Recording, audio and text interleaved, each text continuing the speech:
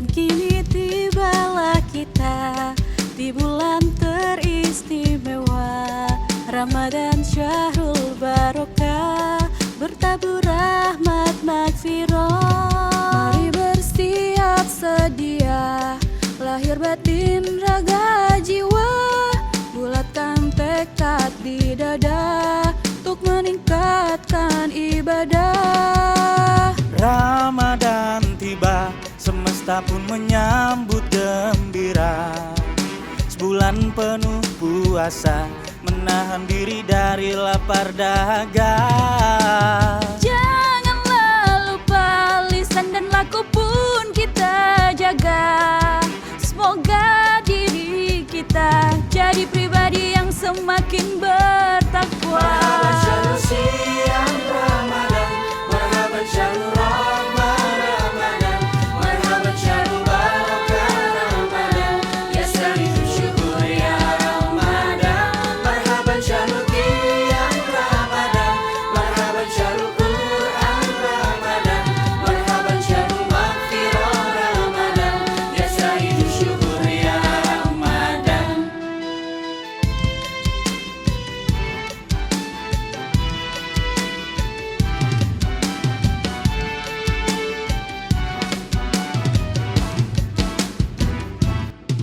Di bulan mulia, TV-mu hadir menyapa Anda dengan syiar dakwah, berkemajuan mencerahkan semesta.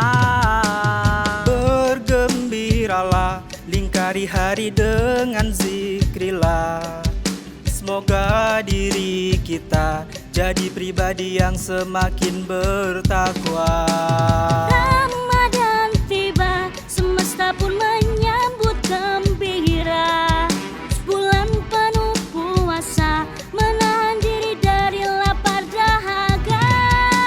Janganlah lupa, lisan dan laku pun kita jaga. Moga diri kita jadi pribadi yang semakin bertakwa. Marhaban syahrul siang Ramadan, marhaban syahrul rahmah Ramadan, marhaban syahrul barakah Ramadan, ya sayyidu syukur ya Ramadan. Marhaban syahrul qiyam Ramadan, marhaban syahrul Quran Ramadan, marhaban syahrul maghfirah Ramadan, ya sayyidu syukur ya Ramadan.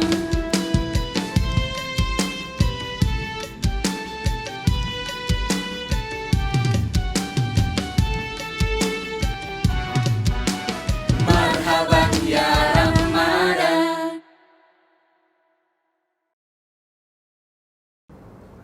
Assalamualaikum warahmatullahi wabarakatuh. Alhamdulillah alladzi 'allama bil qalam, 'allamal insana ma lam ya'lam.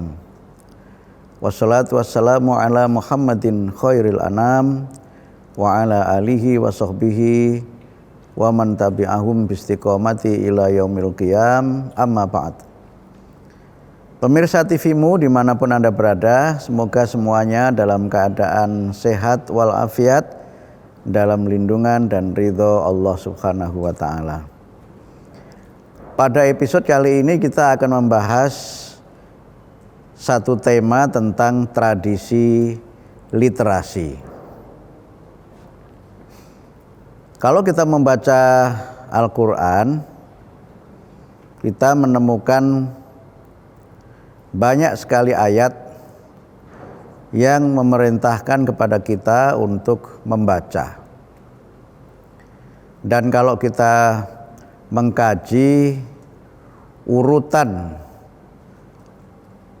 turunnya wahyu Al-Quran, para ulama sepakat bahwa ayat yang pertama kali diturunkan adalah surat Al-Alaq ayat 1 sampai dengan 5. Para ulama juga sepakat bahwa surat Al-Alaq 1 sampai dengan 5 itu diturunkan di dalam bulan Ramadan, yaitu pada tanggal 17 di bulan Ramadan. Peristiwa turunnya Al-Quran itu sering dimaknai oleh umat Islam sebagai peristiwa nuzulul Quran, yaitu peristiwa turunnya Al-Quran. Peristiwa turunnya Al-Quran yang pertama kali di bulan Ramadan itu juga menandai kenabian Muhammad Sallallahu Alaihi Wasallam.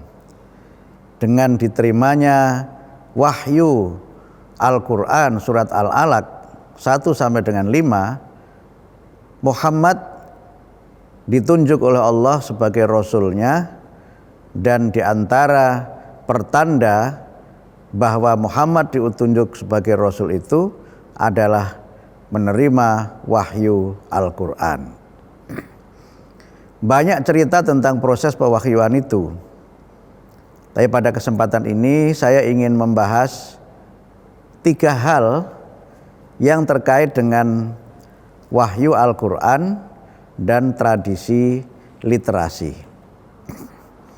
Pemirsa TVmu dimanapun Anda berada, kalau kita mencoba mengkaji surat Al-Alaq 1 sampai dengan 5, maka ada 3 kata kunci yang merupakan landasan tradisi literasi di dalam Islam.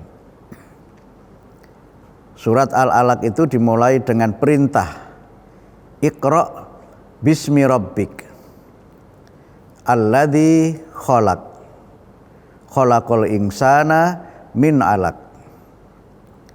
Iqra' wa rabbukal akram alladzi 'allama bil qalam 'allamal insana ma lam ya'lam. Kalau kita pahami ayat ini, perintah Iqra', perintah membaca itu tidak disertai dengan objek yang dibaca, tidak disertai dengan keterangan apa yang harus dibaca.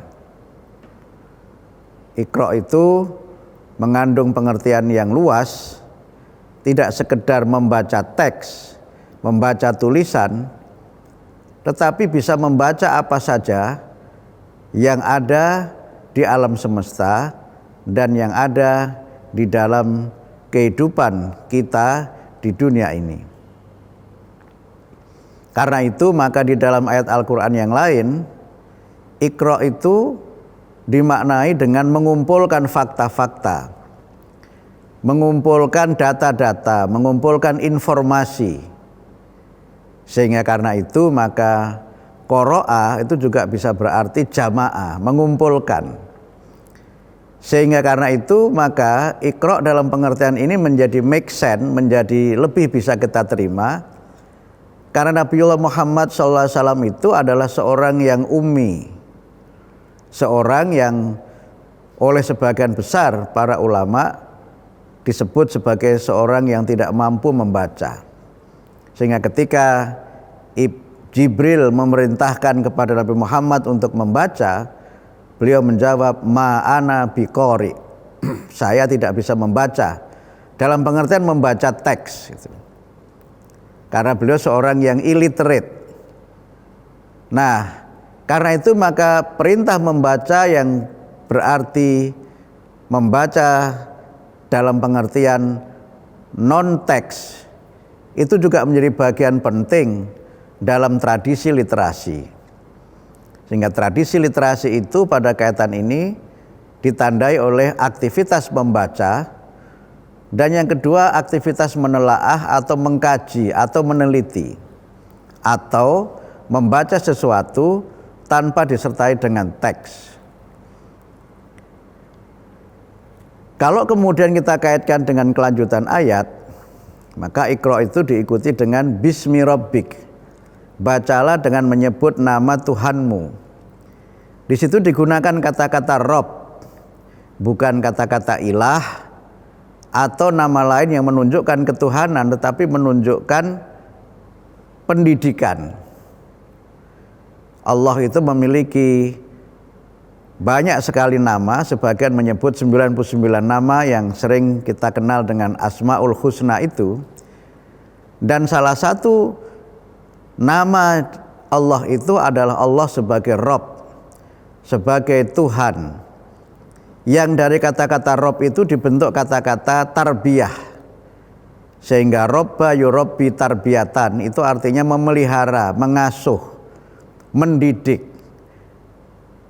mengajar.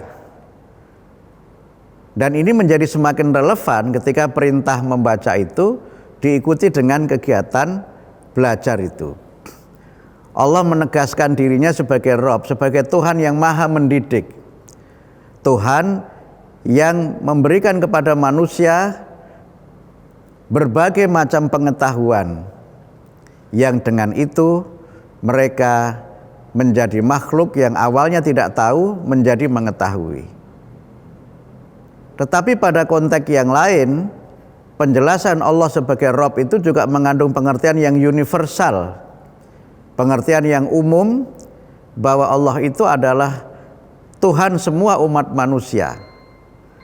Tidak hanya Tuhan umat Islam saja, tapi juga Tuhan manusia pada umumnya.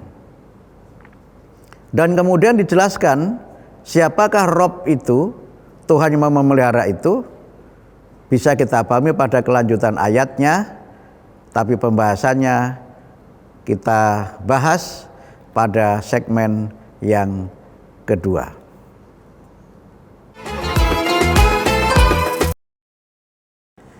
Pemirsa TV-mu dimanapun Anda berada, Al-Quran kemudian menjelaskan siapakah Rabb itu, siapakah Tuhan itu. Yang pertama dijelaskan Tuhan itu adalah Tuhan yang menciptakan, Alladzi khalaq. Ini merupakan penjelasan yang sangat bermakna secara teologis, secara akidah, yang merupakan penegasan bahwa Tuhan itu adalah Tuhan yang menciptakan, bukan Tuhan yang diciptakan. Dalam konteks masyarakat ketika Al-Quran itu diturunkan, masyarakat Arab itu selain menyembah Allah, mereka juga menyembah Tuhan-Tuhan selain Allah. Dan Tuhan selain Allah itu adalah Tuhan yang mereka ciptakan, Tuhan imajiner. Mereka membuat patung-patung, diberi nama-nama, kemudian patung dengan nama-namanya itu memiliki sifat-sifat, yang sifat itu juga mereka buat, mereka karang sendiri, dan kemudian mereka ketika berdoa sesuai dengan kepentingannya, mereka meminta kepada Tuhan yang mana yang mereka kehendaki. Yang populer itu misalnya Lata, Uzza, Hubal. Yang itu dalam tradisi masyarakat Arab, patung-patung itu diletakkan di sekitar Ka'bah.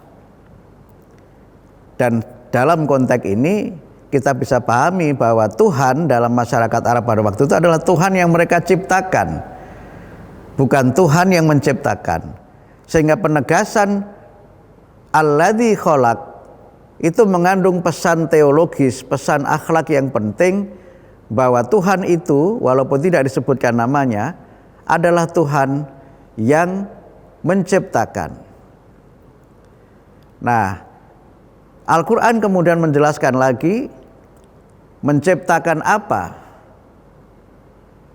Disebutkan di situ Alladzi khalaq khalaqal insana min alaq. Menjelaskan manusia dari segumpal darah. Ini semakin memperkuat lagi makna Iqra di awal. Segumpal darah itu tidak terlihat. Segumpal darah itu bukan teks yang bisa dibaca, tetapi sesuatu yang ada dalam rahim ibu yang sedang hamil atau sedang mengandung.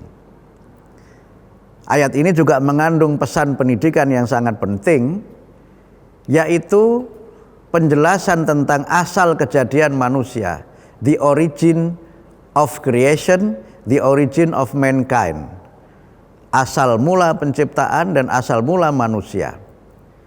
Dan oleh karena itu maka penjelasan Al-Quran Allah sebagai Rabb tadi itu semakin klop, ya, semakin sesuai.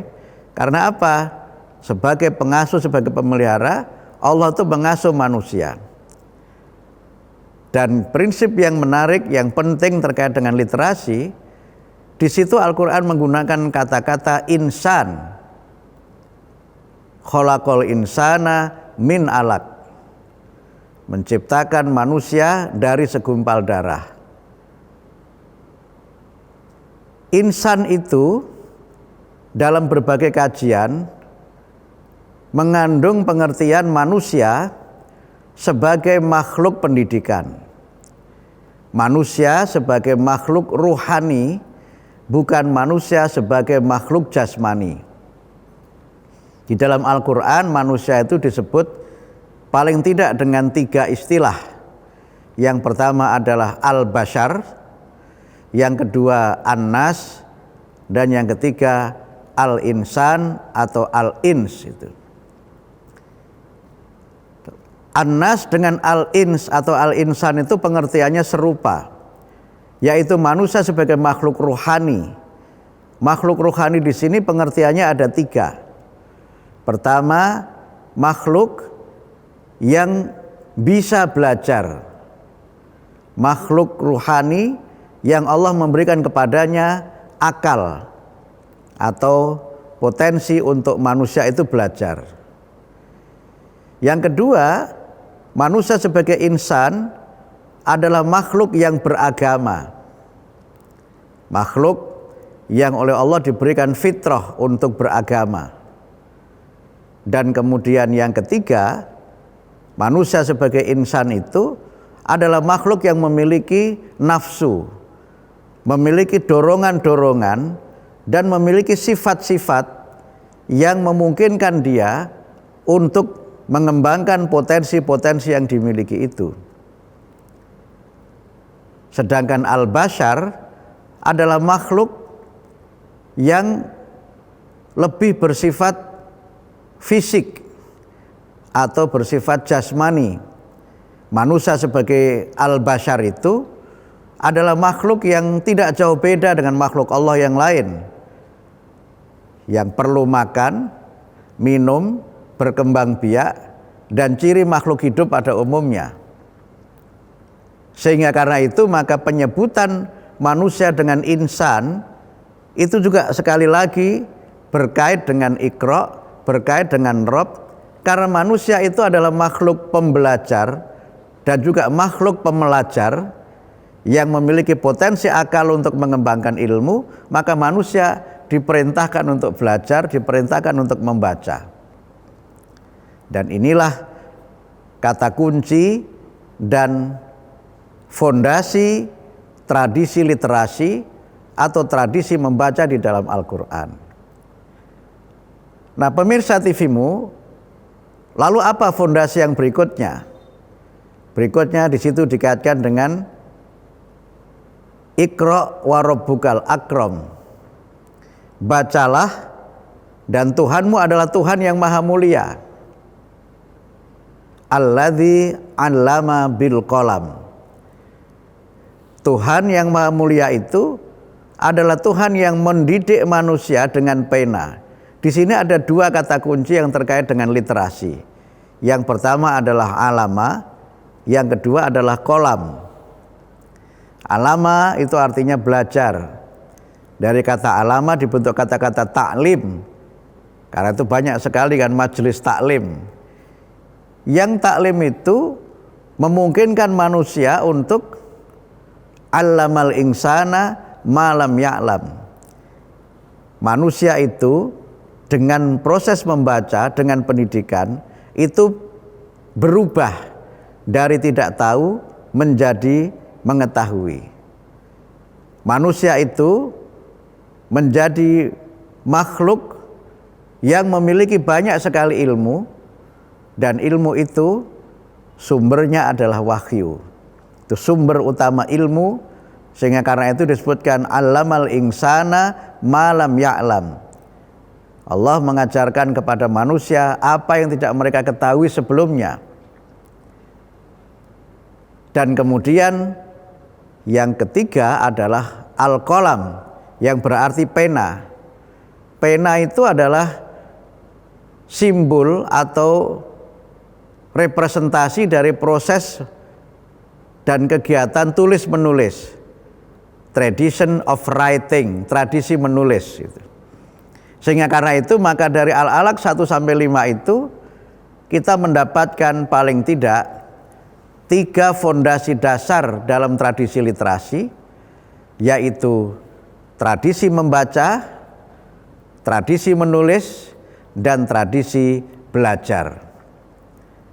Itu semua menjadi satu kesatuan. Karena kita akan bisa membaca, kalau ada teks yang kita baca. Kita akan bisa membaca kalau ada kitab yang kita baca.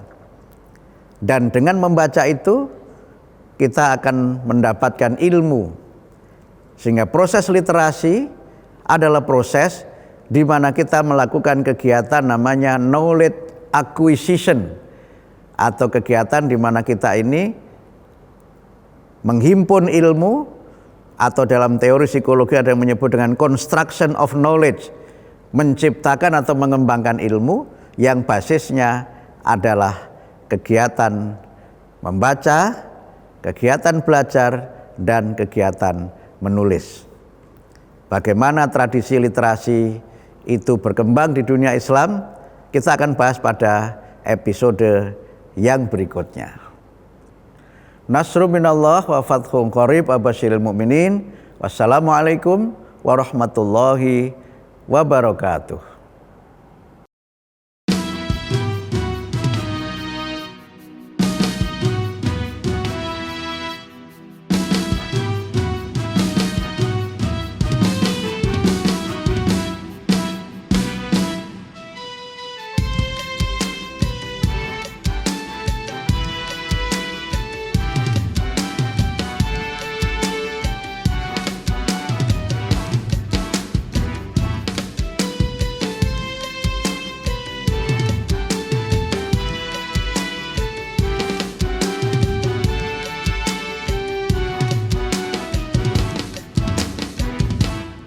Dan kini tibalah kita di bulan teristimewa Ramadan Syahrul Barokah, bertabur rahmat magfirah. Mari bersiap sedia, lahir batin raga jiwa, bulatkan tekad di dada untuk meningkatkan ibadah. Ramadan tiba, semesta pun menyambut gembira. Sebulan penuh puasa, menahan diri dari lapar dahaga. Janganlah lupa lisan dan laku pun kita jaga. Semoga diri kita jadi pribadi yang semakin bertakwa.